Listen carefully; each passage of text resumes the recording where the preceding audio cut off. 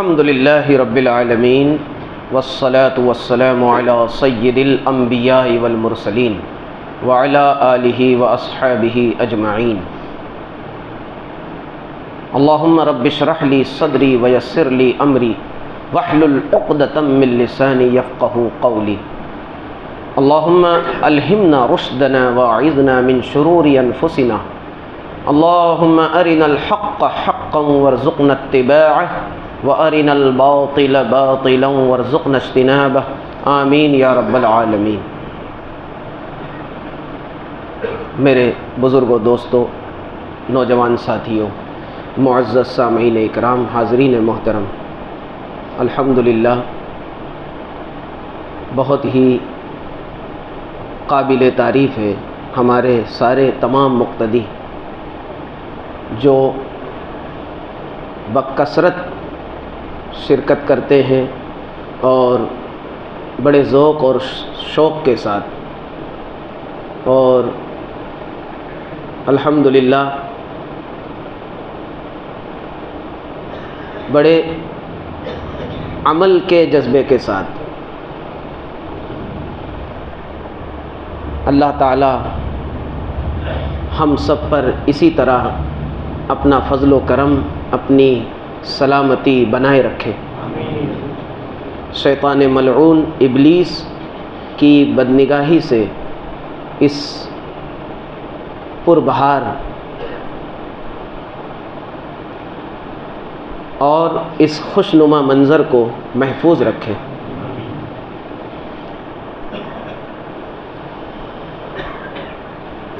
کل آپ کے سامنے ہم نے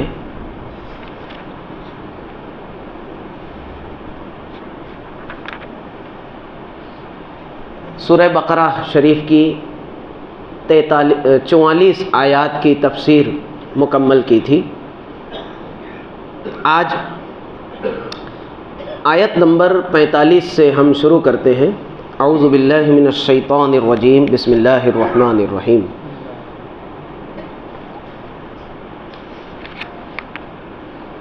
آیت نمبر 43 کل اس کی تفسیر ہو چکی ہے، مگر ایک نقطہ جو باقی رہ گیا تھا وہیں سے ہم شروع کرتے ہیں۔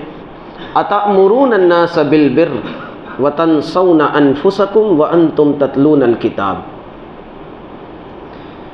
کیا تم لوگوں کو بھلائی کا حکم دیتے ہو اور خود کو بھول جاتے ہو؟ یہ اللہ تعالیٰ نے علماء یہود سے، بنی اسرائیل کے دنیا پرست مولویوں سے ارشاد فرمایا کہ تم لوگوں کو، حالانکہ وَأَنْتُمْ تَتْلُونَ الْكِتَابَ، تم کتاب کی تلاوت کرتے ہو، یعنی اس کا پورا علم رکھتے ہو، تورات کا علم رکھتے ہو، علم نبوت تمہارے پاس ہے، تورات میں اللہ تعالیٰ نے جو احکام نازل فرمائے ان سب کا علم تمہارے پاس ہے، تو تم دوسروں کو تو کہتے ہو روزہ رکھو، نماز پڑھو، یہ کرو وہ کرو، برائی سے بچو، اور خود کو بھول جاتے ہو۔ اس پر ایک بہت سخت حدیث جو امام بخاری اور امام مسلم نے اپنی کتاب میں اس کو روایت کیا ہے، صحیح حدیث۔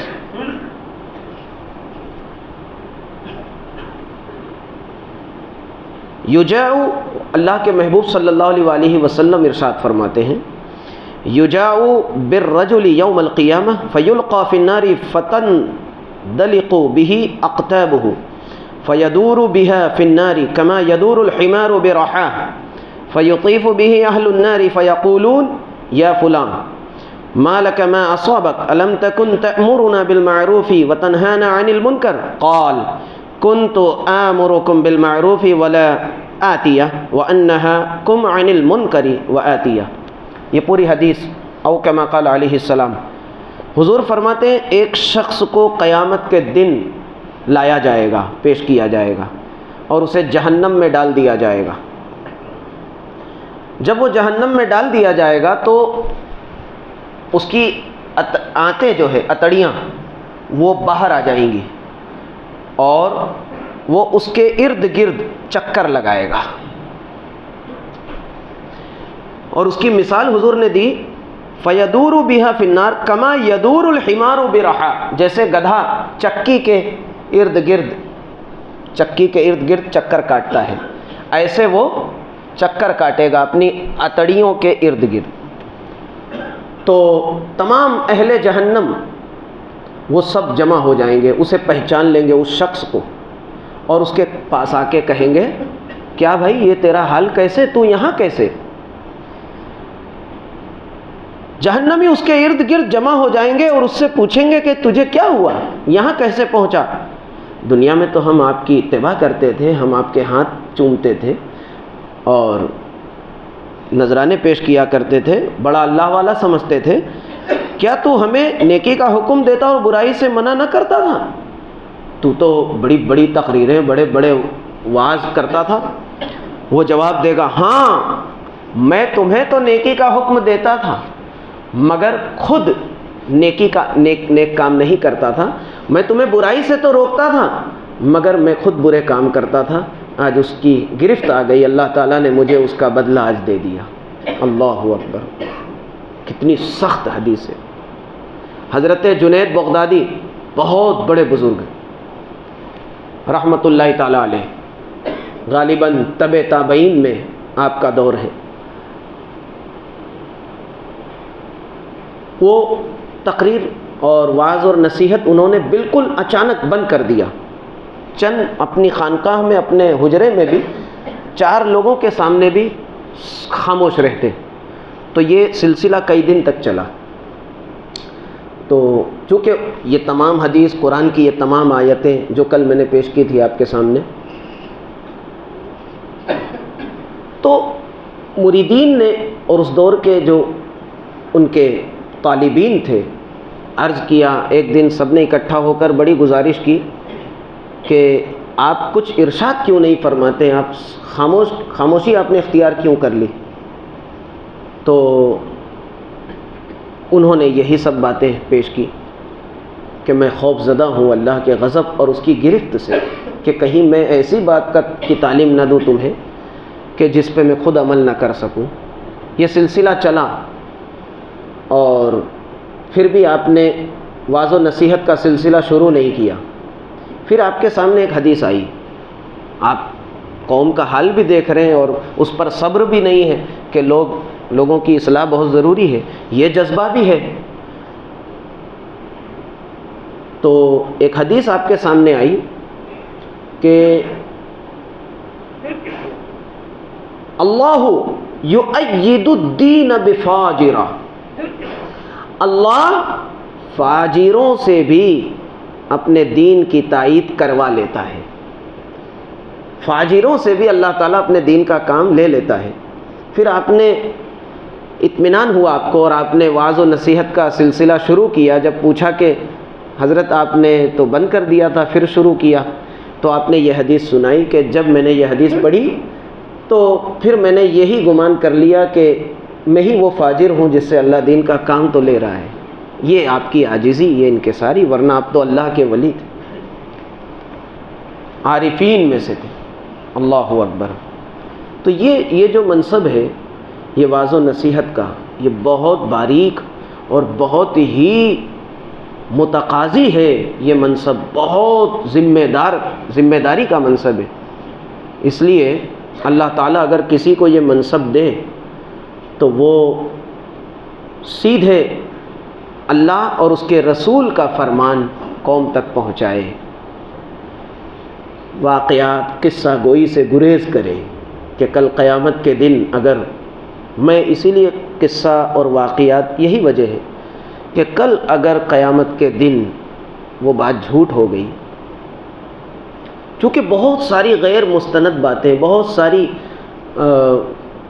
بے بنیاد کی باتیں وہ عام ہو چکی ہیں، سنی سنائی جو چلی آ رہی ہے، جس میں کئی برائیاں ہیں شرعی طور پر. اب اگر وہ جھوٹی ثابت ہوئی اور ہم نے اسے بیان کیا نعرے کے لیے، قصہ سنایا، لوگ وجد میں آ گئے. بھائی وجد میں آنا، جذبے میں آنا، یہ تو انسان کے نیچر میں ہے. جو فلمی ڈرامے ہوتے ہیں اس کو بھی دیکھ کے آدمی جذبے میں آ جاتا ہے، جبکہ وہ تو سراسر جھوٹ ہے، وہ تو ایک بناوٹی ہے، ایک کردار ہوتا ہے جس کو وہ نبھا رہے ہیں، اس کو بھی دیکھ کے آدمی رو دیتا ہے۔ تو جذبے میں آ جانا یہ کوئی دلیل نہیں ہے کہ آپ نے سچ سنا ہے۔ تو یہ باتیں ہیں، اللہ تعالی رحم فرمائے۔ بہت بہت پل صراط پر ہیں علماء، واعظین پل صراط پر ہیں۔ ایک تو محشر کے میدان میں پل صراط ہوگا، اس سے گزرنا ہوگا، مگر واعظین کے لیے، علماء کے لیے، مبلغین کے لیے تو دنیا میں بھی پل صراط ہے۔ اللہ خیر فرمائے۔ سب سے بہترین اطمینان والی جو تبلیغ ہے وہ قرآن اور حدیث کی ہے، جو بالکل پیور ہے، جس کی صداقت اظہر من الشمس ہے۔ اور ہمیں تو رسول اللہ صلی اللہ علیہ وسلم نے یہی حکم دیا ہے۔ حجۃ الوداع کے خطبے میں، آخری خطبہ آپ کا، سرکار نے فرمایا کہ بلغوا عنی ولو آیا، تم پہنچاؤ اگرچہ ایک ہی آیت، اگر آپ کو ایک ہی آیت یاد ہے تو وہی دوسروں تک پہنچا دو۔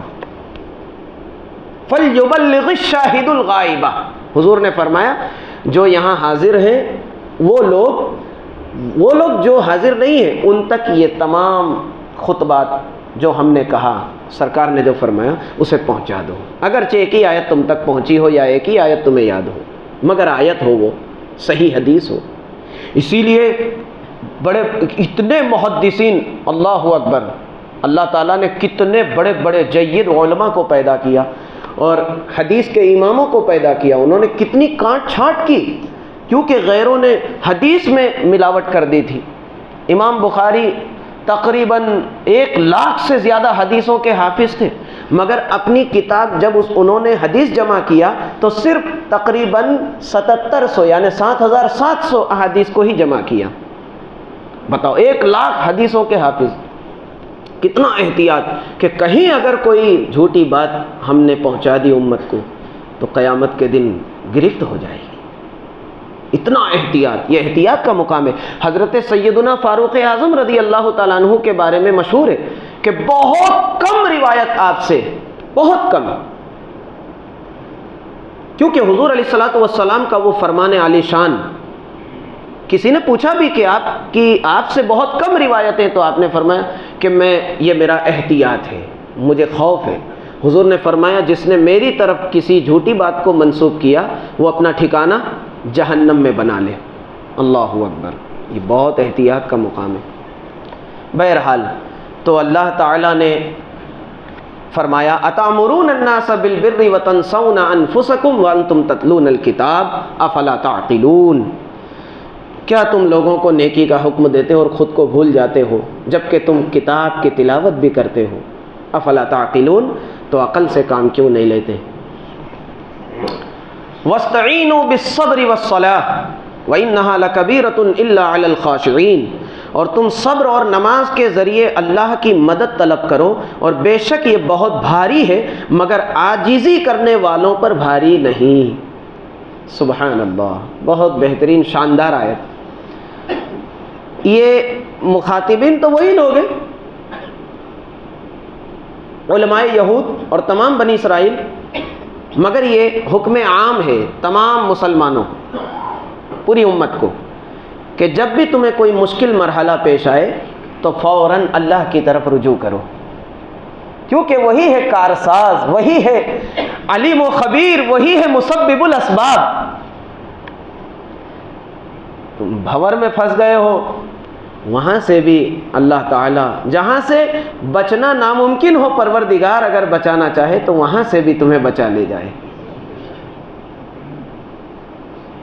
وَمَن يَتَّقِ اللَّهَ يَجْعَل لَّهُ مَخْرَجًا، سورہ طلاق میں 28ویں پارے میں رب نے فرمایا وَمَن يَتَّقِ اللَّهَ يَجْعَل لَّهُ مَخْرَجًا، جو اللہ سے ڈرتا ہے، جو اللہ پر یقین رکھتا ہے، وَمَن يَتَوَكَّلْ عَلَى اللَّهِ فَهُوَ حَسْبُهُ، جو اللہ پر بھروسہ کر لیتا ہے اللہ اس کے لیے کافی ہو جاتا ہے۔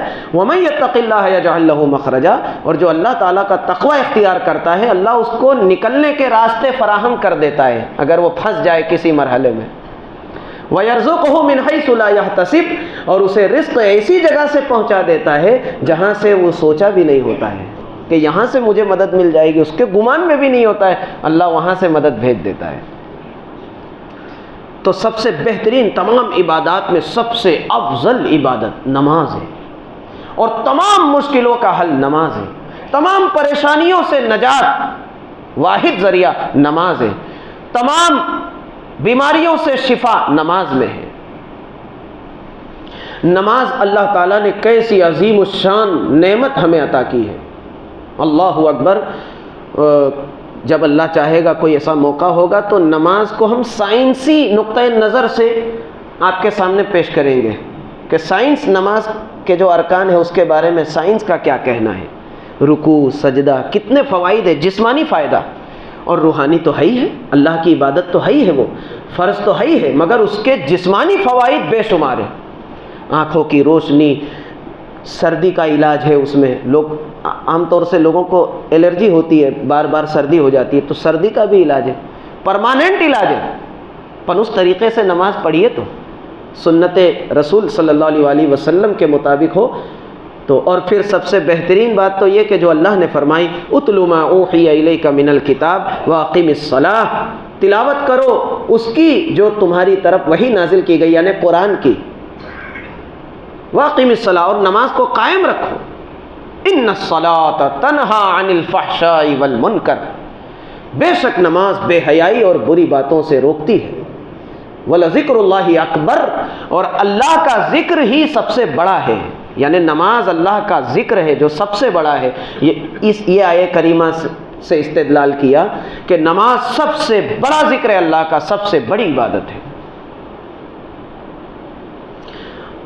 تو وَاسْتَعِينُوا بِالصَّبْرِ وَالصَّلَاةِ، نماز اور صبر کے ذریعے مدد مانگو۔ یہاں صبر سے مراد روزہ ہے، دوسرے نمبر پہ جو سب سے افضل عبادت ہے وہ روزہ ہے، اس لیے فرمایا وَاسْتَعِينُوا بِالصَّبْرِ وَالصَّلَاةِ، کہ مدد مانگو صبر اور نماز سے۔ تو صبر کیا ہے؟ یعنی روزہ، اس کے لیے اسی وجہ سے رمضان المبارک کو ماہ صبر بھی کہتے ہیں، یعنی صبر کا مہینہ۔ روزہ کیا ہے؟ اصل میں روزہ صبر ہے، رک جانا پیاس سے، بھوک سے اور تمام برے کاموں سے رک جانا، یہ ہے صبر کرنا، فرائض پر صبر کرنا۔ تو صبر اور نماز کے ذریعے مدد طلب کرو اللہ تعالیٰ سے۔ یقیناً جب بندہ بہت مشکل میں ہو، خود اللہ کے رسول امام الانبیاء سرور عالم سید عالم صلی اللہ علیہ وسلم کے بارے میں مشہور ہے صحیح حدیث میں کہ جب بھی کوئی مشکل مرحلہ ہوتا اور جب حضور علیہ السلام کو کوئی غم لاحق ہوتا تو اللہ کے محبوب صلی اللہ علیہ وسلم فوراً نماز پڑھنا شروع کر دیتے، یہاں تک کہ بدر کے میدان میں جب دیکھا کہ کفار جو ہے وہ بہت زبردست تیاری کے ساتھ آئے ہیں، 1000 سے زیادہ لشکر جرار کے ساتھ آئے ہیں، تو اللہ کے محبوب صلی اللہ علیہ وسلم نے وہاں کیا کیا؟ اٹھائیے احادیث، اللہ کے محبوب صلی اللہ علیہ وسلم نے نماز پڑھی اور اللہ سے خوب دعائیں کی، اتنی دعائیں کی کہ جس جگہ آپ نے سجدہ کیا تھا وہ آپ کی ریش مبارک، داڑھی مبارک بھی آنسوؤں سے بھیگ گئی، اور وہ جگہ جہاں آپ سجدہ فرما رہے تھے وہ جگہ بھی گیلی ہو گئی آپ کے مبارک آنسوؤں سے۔ تو سیدنا صدیق اکبر رضی اللہ تعالیٰ عنہ نے حضور علیہ السلام سے عرض کیا، یا رسول اللہ، اللہ نے آپ سے وعدہ کیا ہے، اللہ آپ کی ضرور مدد فرمائے گا، اور اللہ اسلام کو، مسلمانوں کو، آپ کو، ہم سب کو ضرور فتح عطا فرمائے گا، اللہ نے آپ سے وعدہ کیا ہے۔ تو یا رسول اللہ آپ اتنا غم نہ کریں۔ اور اس موقع پہ تو رسول اللہ صلی اللہ علیہ وسلم نے کیسی دعا کی، ایسی دعا پہلے کبھی نہیں کی تھی۔ تو عرض کیا ہے پروردگار یہ کل 313 ہیں جنہیں میں لے کر آیا ہوں، اگر آج یہ لوگ قتل کر دیے گئے، ناکام ہو گئے، تو قیامت تک تجھے ایک کہنے والا کوئی نہ ہوگا۔ صحیح بخاری میں یہ حدیث، یہ دعا۔ بہرحال تو یہ حضور علیہ الصلاۃ والسلام کا بھی طریقہ ہے، آپ نے اپنی امت کو یہ تعلیم دی ہے، اور قرآن یہ حکم دیتا ہے وَاسْتَعِینُوا۔ اچھا یہی حکم آگے سورہ بقرہ میں دوسرے پارے میں بھی ہے، یا ایھا الذین آمنوا استعینوا بالصبر والصلاۃ، اے ایمان والو مدد طلب کیا کرو، مدد اللہ ہی سے مانگو، مگر ذریعہ اور وسیلہ بناؤ صبر اور نماز کو، ہے نا۔ نماز اور صبر کو وسیلہ بناؤ، کیونکہ صبر ان اللہ مع الصابرین، اللہ تعالیٰ صبر کرنے والوں کے ساتھ ہے، اور نماز اللہ کو بہت محبوب ہے۔ نماز سے بڑھ کر اللہ کو کوئی عبادت محبوب نہیں ہے۔ نماز افضل العبادات ہے، نماز اہم العبادات ہے، نماز اہم، سب سے بڑا فرض ہے نماز، تو اللہ کو بہت محبوب ہے نماز۔ حضرت سیدنا موسیٰ علیہ السلام سے اللہ نے فرمایا سورہ طٰہٰ میں کہ یا موسیٰ اننی انا اللہ لا الہ الا انا فاعبدنی، بے شک میں اللہ ہوں، میرے سوا کوئی معبود نہیں، میری عبادت کر، واقم الصلاۃ لذکری، اور میری یاد کے لیے نماز قائم رکھ۔ نماز قائم رکھے گا تو میری یادوں میں مبتلا رہے گا، میرے رابطے میں رہے گا، میرے کانٹیکٹ میں رہے گا۔ نماز کے ذریعے بندہ اللہ کے کانٹیکٹ میں رہتا ہے، اللہ سے غافل نہیں ہو جاتا، اللہ کے رابطے میں رہتا ہے۔ اور جو اللہ کے رابطے میں رہے، کیا اللہ تعالیٰ اس کو بے سہارا چھوڑ دے گا؟ فرمایا وَاسْتَعِينُوا بِالصَّبْرِ وَالصَّلَاةِ، ہاں وَإِنَّهَا لَكَبِيرَةٌ، یہ بہت بھاری ہے، یہ کام تو بہت بھاری ہے، یہ پابندی، یہ عبادت، یہ عمل تو بہت بھاری ہے، مگر الا علی الخاشعین، جو اللہ تعالیٰ سے لو لگا لیتے ہیں، جو خشوع والے ہیں، جو جھکنے والے ہیں، اور جو اللہ تعالیٰ سے محبت، اللہ کی محبت سے دل سرشار، ان کے لیے یہ بہت آسان ہے۔ وَإِنَّهَا لَكَبِيرَةٌ إِلَّا عَلَى الْخَاشِعِينَ۔ جی تو چاہ رہا ہے میں اسی پر اور بھی بہت زیادہ گفتگو کروں، مگر آگے بھی ہمیں بڑھنا ہے۔ الَّذِينَ يَظُنُّونَ أَنَّهُمْ مُلَاقُو رَبِّهِمْ وَأَنَّهُمْ إِلَيْهِ رَاجِعُونَ، یقیناً وہ لوگ جو یقین رکھتے ہیں اپنے رب کی ملاقات کا، جو یقین رکھتے ہیں کہ انہیں اپنے رب سے ملنا ہے، سامنا کرنا ہے، وَأَنَّهُمْ إِلَيْهِ رَاجِعُونَ، اور وہ یقین رکھتے ہیں کہ ہمیں اسی کی طرف لوٹ کر جانا ہے۔ یہ کن کی بات ہو رہی ہے؟ یہ دو صفت، یہ دو پہچان کن کی کرائی جا رہی ہے؟ خاشعین کی۔ وَاسْتَعِينُوا بِالصَّبْرِ وَالصَّلَاةِ وَإِنَّهَا لَكَبِيرَةٌ، یہ بہت بھاری عمل ہے۔ إِلَّا عَلَى الْخَاشِعِينَ الَّذِينَ يَظُنُّونَ أَنَّهُمْ مُلَاقُو رَبِّهِمْ، یہ خاشعین متصل ہے الَّذِينَ يَظُنُّونَ أَنَّهُمْ، یعنی جو خاشعین ہے، یہ خاشعین کون ہے؟ ان کی پہچان کیا ہے؟ یہ یقین رکھتے ہیں اپنے رب کی ملاقات کا، اور یہ یقین رکھتے ہیں کہ انہیں اپنے رب کے پاس ہی لوٹ کر جانا ہے۔ تو یہاں پہ پتہ چلا کہ خشوع کب پیدا ہوگا۔ خاشعین میں اب کب یہ خشوع کی جو نعمت ہے، قد افلح المؤمنون الذین هم فی صلاتهم خاشعون، یقیناً کامیاب ہو گئے وہ ایمان والے جو اپنی نمازوں میں خشوع رکھتے ہیں۔ یہ خشوع کی نعمت کب حاصل ہوتی ہے بندے کو؟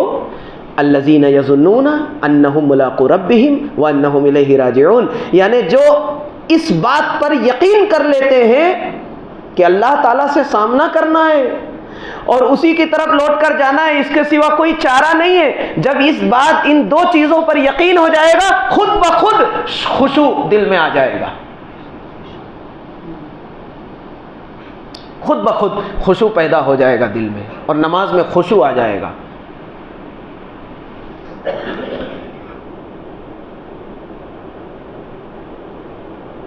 اس میں فلسفہ کیا ہے؟ یقین کا فلسفہ کہ آدمی اگر یقین کر لے کہ مجھے مر کے اللہ تعالیٰ کو جواب دینا ہے، پورا یقین ہو جائے اسے، بالکل آسان بات ہے، آپ سب کو معلوم ہے، میں صرف آپ کی توجہ لے جا رہا ہوں اس طرف، اس نقطے پر، کہ اگر آپ کو یقین ہو جائے، آپ کو یقین ہو جائے کہ اس جگہ جو ہے سانپ ہے یا درندہ ہے، وہ مجھے ہلاک کر دے گا، حملہ آور ہوگا، تو آپ وہاں جائیں گے۔ یقین ہو جائے تو پھر وہ کام آپ نہیں کریں گے دنیاوی معاملے میں۔ اسی طرح جس کو یقین ہو جائے کہ مرنے کے بعد اللہ تعالیٰ سے ملاقات کرنی ہے، اللہ کا سامنا ضروری ہے اور اسی کی طرف لوٹ کر جانا ہے اور کوئی دوسرا راستہ بھی نہیں ہے، تو پھر یہ یقین جو ہے یہ آپ کو بے چین کر دے گا، اللہ کی اطاعت کے لیے ابھارے گا، پاور ملے گا اس یقین سے، انرجی ملے گی روحانی۔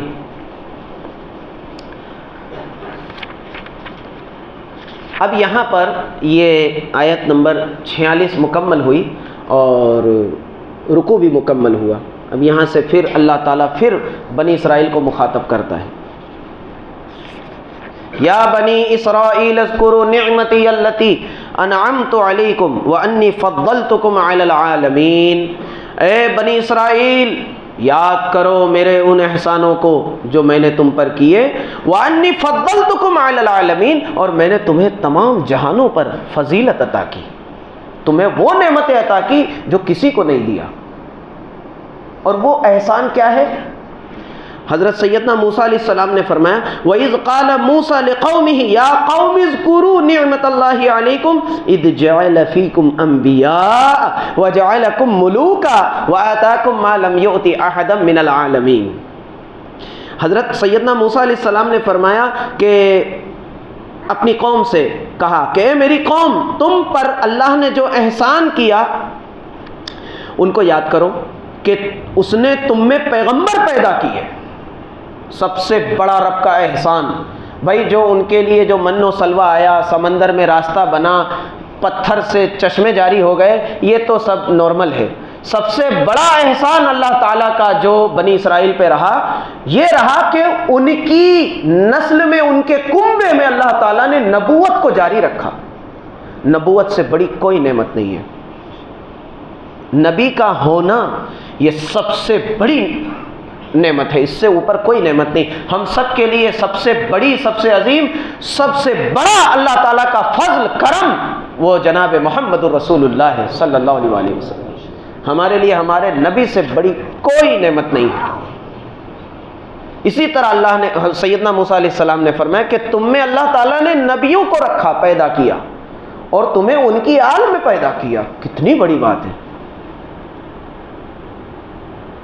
اور پھر مسلسل حضرت یعقوب علیہ السلام سے لے کر حضرت عیسیٰ علیہ السلام تک ان قوم بنی اسرائیل میں ایک دن ایک رات ایسا نہیں رہا کہ ان کے درمیان کوئی نبی نہ ہو، مسلسل نبی انبیاء اکرام رہے۔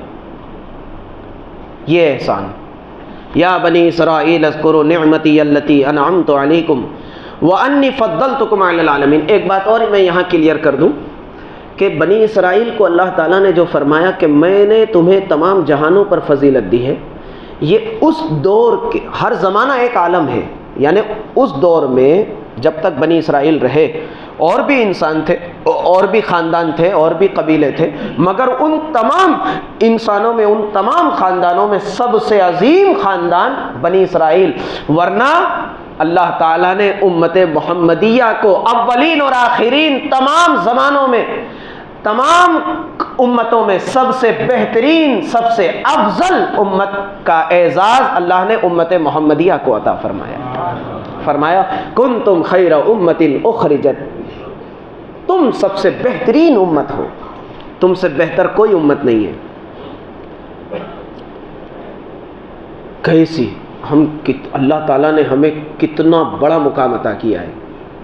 دراصل اللہ تعالیٰ نے پہلے بنی اسرائیل کو یہ چیز کو سمجھے، یہ چیز ذہن میں رہے گی تو آگے کی تمام باتیں سمجھنے میں آسان ہوں گی۔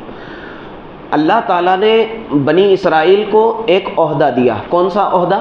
تأمرون بالمعروف وتنہون عن المنکر، کہ ہم تمہیں اور تمام عام انسانوں کا امام بناتے ہیں کہ تم پوری دنیا میں ہمارے امین ہو، تم ہمارا پیغام، ہماری دعوت لوگوں تک پہنچاؤ گے۔ یعنی یہ ان کا فرض منصبی تھا، مگر یہ اس میں پوری طرح فیل ہو گئے، پوری طرح، بلکہ انہوں نے بڑی جسارت سے کام لیا، اللہ تعالیٰ کے کلام ہی کو بدل دیا۔ یحرفونہ، افتطمعون ان یؤمنوا لکم وقد کان فریق منہم یسمعون کلام اللہ ثم یحرفونہ، اس میں تحریف کر دی، بدل ڈالا۔ من بعد ما عقلوہ وہم یعلمون، عقل رکھنے کے باوجود، علم رکھنے کے باوجود انہیں بدل دیا۔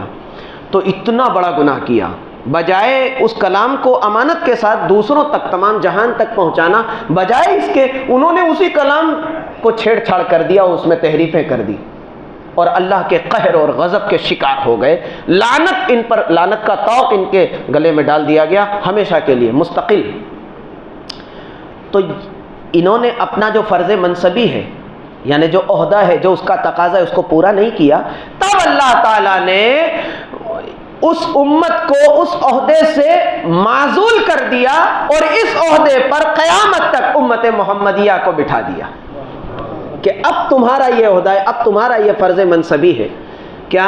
کنتم خیر امۃ اخرجت للناس تأمرون بالمعروف وتنہون عن المنکر وتؤمنون باللہ، کہ تم سب سے بہترین امت ہو، یہ تمہارا فرض منصبی ہے، یہ تمہیں جو مقام دیا ہے اس مقام کا تقاضا ہے کہ تم لوگوں کو بھلائی کا حکم دو اور برائی سے روکو، اور تم خود بھی اللہ پر ایمان رکھو. ومن احسن قولا ممن دعا الی اللہ وعمل صالحا وقال اننی من المسلمین. اور اس سے اچھا آدمی ہوگا کون؟ جس کی بات ایسی ہو، یعنی جس کا قول اللہ کی طرف دعوت ہو. ومن احسن قولا ممن دعا، اس آدمی سے اچھی بات کس کی ہوگی جو اللہ کی طرف بلائے اور یہ بھی کہے وقال اننی من المسلمین، خود بھی نیک عمل بھی کرے، وعمل صالحا، خود بھی اچھا کام کرے، اور کہے وقال اننی من المسلمین، کہ میں کوئی انوکھا نہیں ہوں، میں بھی تمہاری طرح مسلمانوں میں سے ہی ہوں، میں بھی مسلم ہوں. اس سے اچھا آدمی کون؟ اس سے اچھی بات کس کی ہوگی؟ تو یہ فرض منصبی ہے ہمارا ہر ایک کا. اور صحیح مسلم کی ایک حدیث ہے، اللہ کے محبوب صلی اللہ علیہ وسلم نے فرمایا قیامت کے دن ہر ایک مسلمان سے اللہ تعالیٰ اس کے فرض، اس کی ذمہ داری جو اس کو دی گئی، اگر اس نے غفلت سے کام لیا تو اس سے اللہ تعالیٰ سوال کرے گا کہ ہم نے تمہیں ذمہ دار بنایا تھا، تم نے اپنی ذمہ داری پوری نہیں کی. بتاؤ، جواب دو. کیا جواب دو گے؟ ایک آدمی 4 عورتوں کا ذمہ دار ہے. ایک آدمی 4 عورتوں کا ذمہ دار ہے، بہن کا، ماں کا، اپنی بیوی کا جب شادی کر لے، اور اپنی بیٹی کا. ایک آدمی پر 4 عورتوں کی ذمہ داری ہے، یعنی اس کی زندگی کو بہتر بنانے کے لیے، اسے دین اور اس کی دینی تربیت کے لیے ایک مرد کے ماتحت 4 عورتیں ہیں. تو ہم میں سے ہر آدمی کم از کم اپنے گھر کا ذمہ دار ہے، اپنے بال بچوں کا، اپنے گھر کی عورتوں کا. مگر آج حالات یہ ہے کہ عورت ذمہ دار ہو گئی ہے، حالات الٹ گئے ہیں. آدمی اپنی عورتوں کا اتباع کر رہا ہے. کسی کہنے والے نے تو یہ بھی کہا کہ عورتیں اگر درست ہو جائیں گی تو آدمی خود بخود درست ہو جائے گی، عورت صحیح کر دے گی. اللہ تعالی ہم سب کو نیک ہدایت دے. تو اس امت کو اللہ تعالیٰ نے یہ فضیلت دی، اور پھر دیکھو اللہ تعالیٰ نے کیسی فضیلت دی اس امت کو. آج بنی اسرائیل کے چلو پیغمبروں کو تو اللہ نے محفوظ کر دیا، ان کا ذکر قرآن میں آ گیا ہے نا، مگر کسی بنی اسرائیلی، کسی عالم یا کسی ولی کا ذکر ملتا ہے چند کو چھوڑ کے؟ جیسے حضرت عبداللہ ابن سلام جن کا میں نے کل ذکر کیا تھا، اور پھر کچھ اللہ کے نیک بندے ان میں بھی گزرے ہیں، جیسے طالوت ہے، آگے ذکر آئے گا جو آج ہم نے عشاء میں تلاوت کی، وہ بھی بنی اسرائیل کے بادشاہ مقرر کیے گئے. تو کہنے کا مطلب کہ اس امت کو اللہ نے کیسی فضیلت دی، کہ سب سے بڑی فضیلت تو دیکھو کہ اس امت کو آخری پیغمبر کا امتی ہونے کا شرف عطا کیا، امام الانبیاء کے امتی بنایا، اور پھر اس امت کے علماء کو قیامت تک اللہ تعالیٰ پیدا کرتا رہے گا. جب علماء نہ رہیں گے پھر یہ آسمان کا یہ شامیانہ لپیٹ دیا جائے گا، زمین کا بچھونا لپیٹ دیا جائے گا، اور پھر قیامت قائم ہو جائے گی، دنیا کو ختم کر دیا جائے گا جب اللہ تعالیٰ علم کو، علماء کو اٹھا لے گا. تو قیامت تک علماء اس امت میں رہیں گے. اور اس امت میں دیکھیے اللہ تعالیٰ نے کیسے کیسے بندوں کو پیدا کیا ہیں. صحابہ کرام رضوان اللہ تعالی علیہم اجمعین، سید خلفائے راشدین، ابو بکر صدیق، عمر بن خطاب، عثمان غنی، سیدنا مولا کائنات، حسنین کریمین، سیدہ طیبہ فاطمہ زہرا، سیدہ عائشہ صدیقہ، سیدہ خدیجۃ الکبریٰ، تمام مقدس نفوس قدسیہ والی جماعت، صحابہ کرام کی جماعت، صحابیات عظام کی جماعت. آج بھی امت مسلمہ میں عوام میں بھی دیکھیں کیسے کیسے اللہ کے بندے پائے جاتے ہیں، کہ جن کو دیکھ کر، جن کا عمل دیکھ کر کے آخرت کی فکر شروع ہو جاتی ہے، ایسے ایسے مسلمان عوام میں بھی پائے جا رہے ہیں الحمدللہ، یہاں پہ بھی پائے جا رہے ہیں ماشاءاللہ، ایسے نیک دل، ایسے نیک صفات، ایسے نیک اوصاف والے اس امت میں اللہ تعالیٰ نے جوہر اور کیسے کیسے قیمتی بندے پیدا کیے ہیں۔ سیدنا شیخ عبد القادر جیلانی، خواجہ اجمیری، میں صرف پیغمبر سے بڑھ کر تو کوئی نہیں ہو سکتا، جو اللہ تعالیٰ نے پیغمبر کو جو عظمت، جو فضیلت دی ہے، وہ تو کبھی نہیں ہو سکتا کہ ہزاروں اقطاب و اغواس، کتب، ابدال، اولیاء سب مل جائیں تب بھی پیغمبر کے ایک درجے کو بھی نہیں پہنچ سکتے۔ مگر کردار دیکھو، پچھلے انبیاء کرام، صحیح حدیث میں ملتا ہے کہ کتنے انبیاء کرام ایسے بھی دنیا میں آئے کہ ایک بھی ایمان لانے والا نہیں، ایک بھی ایمان نہیں لایا ان پر، ایک بھی۔ قیامت کے دن ایسے انبیاء کرام بھی کھڑے ہوں گے صفوں میں جو تنہا ہوں گے، تنہا، اکیلے، کوئی امتی نہیں ہوگا ان کا۔ مگر اللہ، اور قیامت کے دن حضور علیہ السلام نے فرمایا میری امت 40 صف میں ہوگی اور 60 صفوں میں پچھلی تمام امتیں ہوں گی۔ مگر دیکھو پچھلے انبیاء کرام جن پر کسی کے ساتھ ایک ہوگا، کسی کے ساتھ 2 ہوں گے، کسی کے ساتھ صرف ان کی فیملی ہوگی، کسی کے ساتھ ایک بھی نہیں ہوگا۔ مگر اس امت میں اللہ نے کیسے بندے پیدا کیے، خواجہ خواجگان خواجہ غریب نواز رحمۃ اللہ تعالی علیہ 90 لاکھ مسلمان انہوں نے بنایا۔ مشہور کتابوں میں یہ روایت ملتی ہے، یہ واقعہ۔ سیدنا شیخ عبد القادر جیلانی رحمۃ اللہ تعالی علیہ، امام اعظم ابو حنیفہ، امام بخاری، امام مسلم، کتنے اللہ کے کیسے کیسے بندے اس امت میں پیدا ہوئے جنہوں نے انبیاء کا کردار پیش کیا ہے۔ اور اسی لیے اللہ کے محبوب صلی اللہ علیہ وسلم نے فرمایا کہ علماء امتی کانبیاء بنی اسرائیل، میری امت کے علماء بنی اسرائیل کے پیغمبروں کی طرح ہے۔ اور فرمایا العلماء ورثۃ الانبیاء، میری امت کے علماء انبیاء کے وارث ہیں۔ اللہ اکبر۔ تو اس امت کو اللہ تعالیٰ نے بہت فضیلت عطا کی ہے، بہت فضیلت عطا کی ہے۔ یا بنی اسرائیل اذکروا نعمتی التی انعمت علیکم وانی فضلتکم علی العالمین، اے بنی اسرائیل یاد کرو ان احسانوں کو۔ اور میں کہوں آخری جملہ کہ بنی اسرائیل پہ تو اللہ نے بے شمار احسان کیے، کیا کیا کیا ان کے لیے، بہت کچھ۔ ان کے نخروں کو برداشت کیا اللہ نے، ان کے نار اٹھائے، ہاں من و سلوہ سے جی بھر گیا جنتی کھانے سے، تو کیا کہتے ہیں کہ موسیٰ وَإِذِ اسْتَسْقَىٰ مُوسَىٰ لِقَوْمِهِ فَقُلْنَا اضْرِب بِّعَصَاكَ الْحَجَرَ فَانفَجَرَتْ مِنْهُ اثْنَتَا عَشْرَةَ عَيْنًا قَدْ عَلِمَ كُلُّ أُنَاسٍ مَّشْرَبَهُمْ كُلُوا وَاشْرَبُوا مِن رِّزْقِ اللَّهِ وَلَا تَعْثَوْا فِي الْأَرْضِ مُفْسِدِينَ قَالُوا يَا مُوسَىٰ ادْعُ لَنَا رَبَّكَ يُبَيِّن لَنَا مَا هِيَ إِنَّ الْبَقَرَ، وہ آیہ کریمہ ہے کہ وہ بنی اسرائیل نے، قوم نے کہا کہ اے موسیٰ ایک کام کرو، ربک یخرج لنا مما تنبت الارض من بقلها وقثائها وفومها وعدسها وبصلها، کہ یہ من و سلوہ سے ہمارا جی بھر گیا، اب کچھ اپنے رب سے دعا کرو کہ کہو جا کے کہ اب ہمیں تو زمین سے نکلے ہوئے اناج کھانا ہے، ہمیں تو پیاز چاہیے، ہمیں تو لہسن چاہیے، ہمیں تو چاول چاہیے، روٹی چاہیے، یہ چاہیے، وہ چاہیے۔ دیکھو اللہ تعالیٰ نے پھر ان کے لیے پھر من و سلوہ کو روک دیا اور پھر کہا جاؤ کھیتی کرو، محنت کرو اور خود اگاؤ اور خود کھاؤ۔ یعنی سوچو تو ذرا کہ اللہ تعالیٰ نے کیسے کیسے احسان کیے۔ مگر دوستو عزیزو، یہ تمام احسان جو اللہ تعالیٰ نے بنی اسرائیل پر کیے وہ ایک طرف ہے، اس امت پر خدا نے جو ایک احسان کیا ہے وہ ان تمام احسانوں سے سب سے اعلیٰ، سب سے افضل ہے، اور وہ یہ قرآن حکیم ہے اور محمد الرسول اللہ صلی اللہ علیہ وسلم کی ذات ہے۔ ہم پر خدا نے جو یہ احسان کیا ہے قرآن عطا کر کے، اپنا کلام، اور اس کو اپنی حفاظت میں لے کر کہ قیامت تک اس میں ایک نقطے کا بھی فرق نہیں آئے گا۔